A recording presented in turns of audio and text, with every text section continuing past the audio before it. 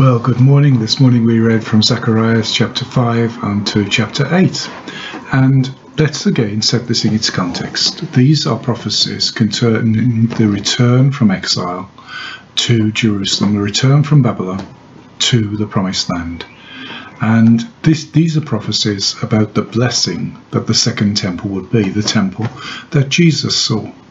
The second temple was a period in Jewish history. The first temple was the Temple of Solomon. The second temple was this temple.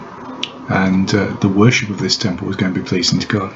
First of all, holiness was required of the people. And every thief will be banished. Everyone who swears falsely will be banished, the Lord said. He was going to lock up wickedness from the land and send it away to the evil country, to Babylon. And the Lord was going to gather his people back together and anoint and honour his servant, the high priest Joshua.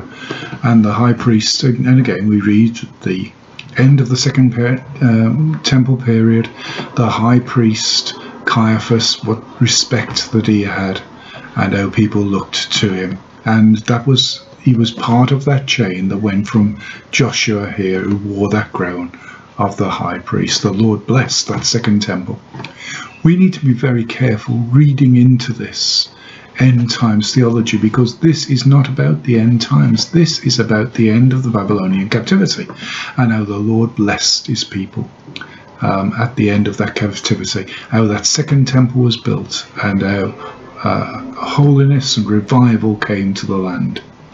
He reminded them of their failings of the past. He said, when you talk about fasting, remember how you used to fast. And we remember how we read previous prophets, how they prophesied, the Lord hates your fasts, despises your holy days, because on the very day of your fast, you're considering how you can rob others. And so in chapter 7, he reminds them, don't be like that. Do not oppress the widow or fatherless, the foreigner or the poor. This is the fast that God wants. True justice, mercy and compassion to one another, not giving up of food. He's reminding them of the mistakes of the previous generations and saying real holiness is not in outward symbolism, but is by inner change. And then he talks about his promises to bless Jerusalem, and this great temple is going to be built.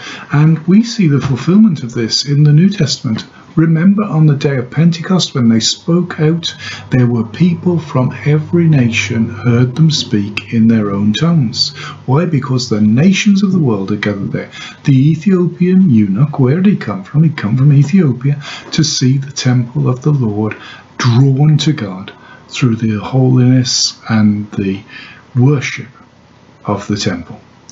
These prophecies are fulfilled prophecies. You may think, well, but they weren't completely fulfilled. There was still the Greek invasions. There was still the Roman invasion. These prophecies weren't quite fulfilled. But actually read them more carefully and you see that they were. That the Lord blessed that second temple period. It was a period of revival for the Jewish nation.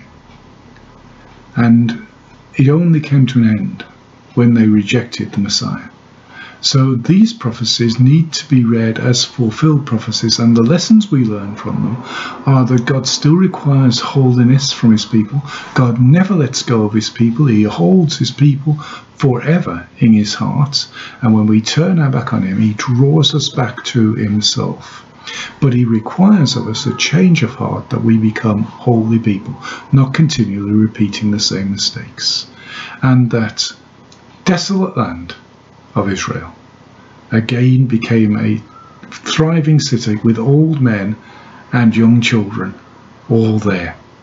God restores the fortunes of his people when they turn back to him.